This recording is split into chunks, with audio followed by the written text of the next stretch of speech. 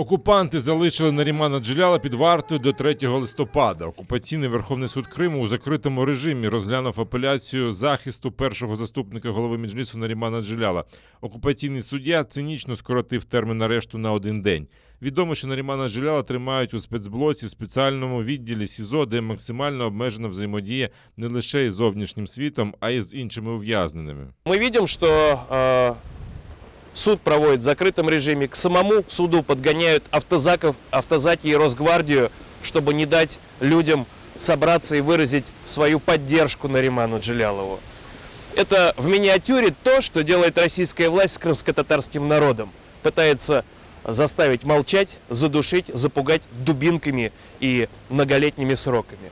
Позаяк засідання було закритим, адвокат Микола Полозов не має права оприлюднити аудіозапис виступу Нарімана Джеляла. Але бранець передав свої нотатки, за якими він готувався до засідання. У записах Наріман стверджує, що вважає кримінальне переслідування політичним через його підтримку територіальної цілісності України, заяви про порушення прав людини в Криму, а також становище кримсько-татарського народу на півострові. Российские власти крайне не желают того, чтобы суд по делу Наримана проходил прозрачно, и ни у кого не возникало никаких ощущений, что здесь пытаются что-то скрыть, пытаются кого-то спрятать и так далее. На самом деле, конечно же, мы понимаем, российские власти очень не хотят, чтобы слова Наримана услышал кто-то еще. Что касается самого заседания, то поскольку оно было в закрытом режиме, подробностей мы сообщать не можем. Мне неоднократно приходилось быть свидетелем различных политически мотивированных судебных процессов, поэтому я не питаю иллюзий касательно сегодняшнего решения. Я должен заявить, что совершенно не верю в российское правосудие, когда дело касается политического преследования, как в моем случае.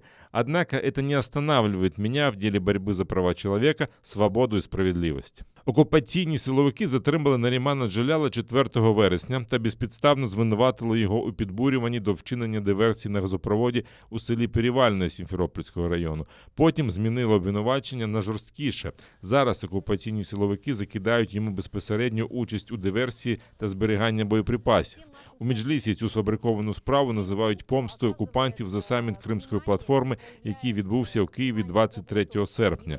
Там впевнені, що таким чином Росія планує визнати представницький орган терористичною організацією та розпочати ще масштабніші репресії проти кримських татар.